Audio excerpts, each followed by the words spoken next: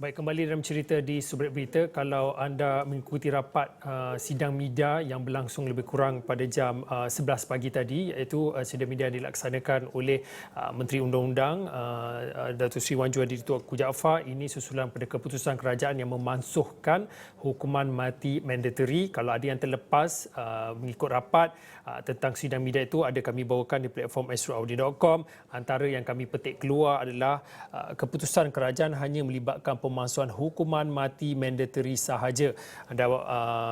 Ini yang dipetik daripada sidang media yang dilakukan oleh Datuk Seri Wan Junaidi, yang mana beliau mengatakan pemansuhan bukan daripada kenyataan ataupun keputusan kabinet, tetapi pemansuhan bermula kepada pindaan undang-undang yang relevan. Selain pada artikel, ada juga mikrokonten yang kami potong buat naik untuk anda boleh tonton sendiri sidang media itu di platform kami ataupun di semua platform media sosial kami. Baik, untuk waktu ini kembali saya nak terus bersama dengan Profesor Madya Dr. Muhammad Fatty Yusof. Prof adalah pakar perlembagaan. Assalamualaikum Prof. Waalaikumsalam warahmatullahi wabarakatuh. Prof, sebelum kita nak bercakap lanjut sama ada tentang reaksi dan juga respon orang awam dan juga secara keseluruhan yang melihat pada wajah ataupun tidak, mungkin ada setengah pihak mengatakan ini adalah satu arah untuk menuju ke sistem keadilan jenayah yang ditambah baik, tetapi dalam satu kelompok juga mereka mempersoalkan di mana keadilan khususnya bagi mereka waris keluarga dan sebagainya. Mungkin pada waktu ini doktor mungkin boleh kongsikan bagaimana boleh kita fahami perbezaan secara khusus antara hukuman mati mandatory dan juga hukuman mati dengan kuasa budi mahkamah, doktor. Terima kasih ya. Yang pertamanya rakyat kena memahamilah perbezaan di antara hukuman mati mandatory dan hukuman mati biasa yang tertakluk kepada budi bicara mahkamah. Perkataan mandatory di sini sebenarnya menggambarkan wajib ataupun tidak ada pilihan. Maksudnya apabila seseorang hakim menjatuhkan hukuman bersalah kepada tertuduh, maka hakim tidak ada pilihan melainkan dengan menjatuhi hukuman mati. Dalam konteks ini prinsip ini kelihatannya sebagai tegas dan juga keras. Mungkin ia diperkenalkan untuk menjadikan undang-undang ini ditakuti, digeruni dan juga mempunyai kesan yang mendalam kepada pihak yang ingin melakukan jenayah lah. Tetapi apabila ia dilaksanakan, diguna pakai, didapati terdapat beberapa elemen yang berunsurkan kerigidan ataupun terlalu ketat. Umpamanya di dalam proses pembicaraan, hakim mungkin mendapati bahawa pihak yang tertuduh itu terlibat di dalam jenayah tetapi mempunyai elemen-elemen yang wajar diberikan hukuman yang ringan. Contohnya kalau kita katakan kesalahan mengedah dadah, mungkin tertuduh itu adalah pihak kaldai dadah atau pihak yang sekadar membawa barang itu atau pihak yang mungkin terlibat tetapi mempunyai tahap IQ yang rendah atau tidak berapa memahami implikasi kepada tindakan-tindakan dia. Jadi di dalam situasi ini apabila hukumannya berbentuk mandatory, hakim hanya mempunyai pilihan sama ada menentukan sama ada bersalah atau tidak. Tetapi apabila dijatuhi hukuman bersalah, maka hukuman yang dikenakan mestilah hukuman mati. Ini yang dimaksudkan dengan mandatory ya. Dan di dalam undang-undang ataupun peruntukan undang-undang yang lain ditentukan bahawa hakim boleh menjatuhkan hukuman sama ada hukuman mati, penjara, sebat dan sebagainya. Itu terpulang kepada pihak yang membuat undang-undang khususnya parlimen yang menentukan pilihan-pilihan kepada hukuman mati yang bukan mandatory tadi ya. Jadi kita kena bezakan dan kerajaan telah membuat satu keputusan di peringkat di peringkat kabinet, bukannya belum diputuskan di parlimen lagi ya, di peringkat kabinet untuk memasukkan hukuman yang berbentuk mandatory tadi ya, tetapi tidak memasukkan keseluruhan hukuman mati itu.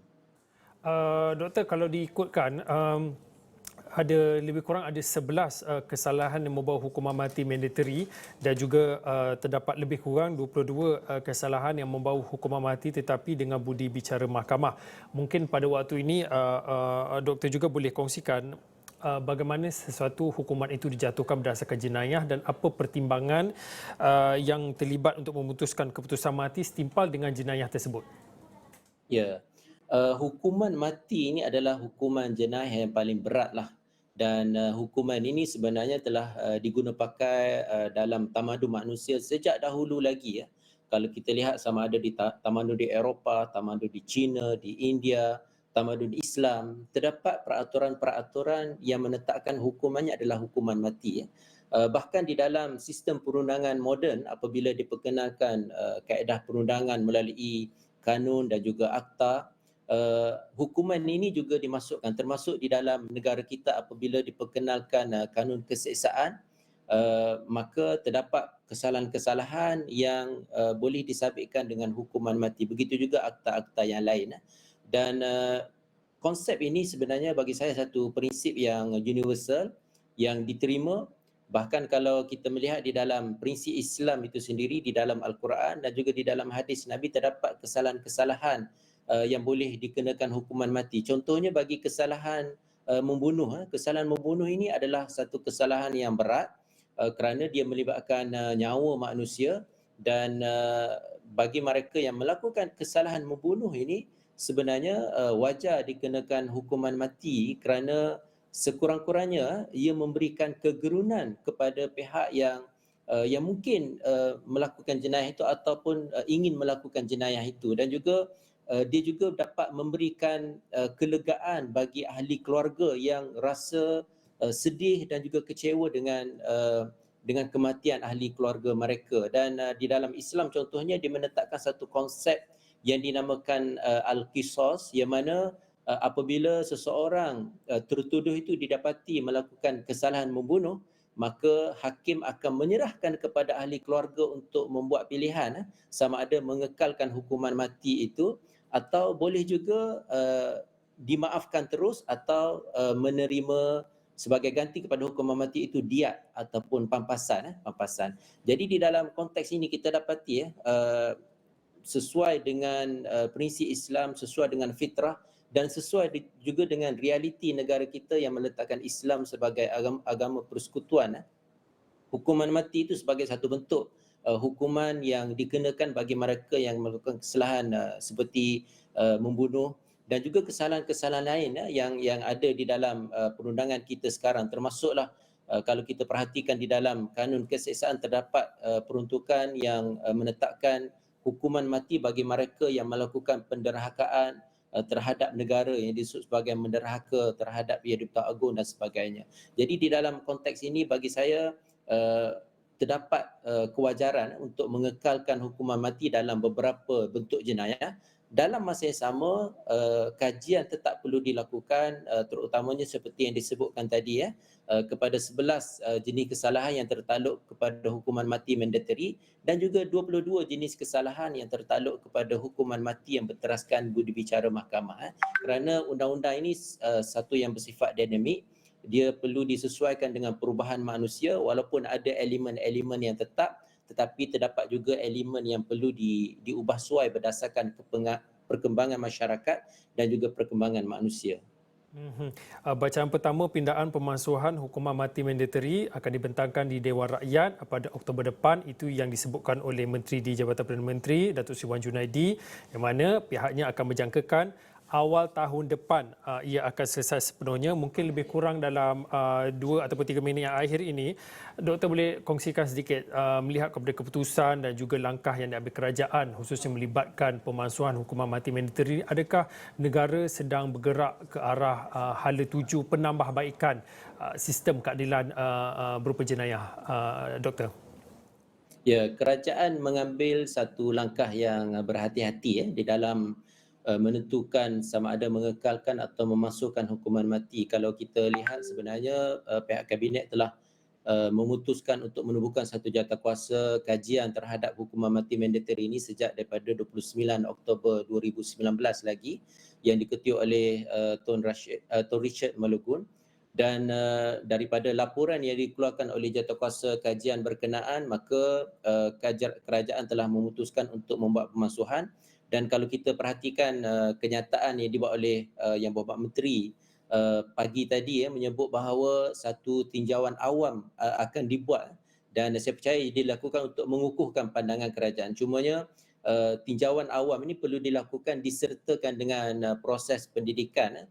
Kita khawatir jika rakyat salah faham pemalsuan ini melibatkan keseluruhan hukuman mati atau hukuman mati mandatory sahaja. Dan saya percaya proses kajian-kajian seperti ini perlu dilaksanakan secara berterusan, dan pandangan-pandangan daripada semua pihak, termasuk daripada pakar-pakar, termasuk daripada penguasa undang-undang, termasuk daripada pihak yang terlibat di dalam penyiasatan jenayah dan sebagainya, perlu diberikan perhatian supaya undang-undang yang ada di dalam negara kita ni sentiasa dikemaskini. Dan cumanya kita tidak semestinya mengikut aliran yang wujud di negara-negara luar, contohnya daripada barat yang terlalu berkiblatkan kepada konsep liberal demokrasi ataupun liberal hak asasi yang menghapuskan terus hukuman mati, kerana kita perlu mempunyai prinsip dan juga asas di dalam negara kita, khususnya berteraskan kepada konsep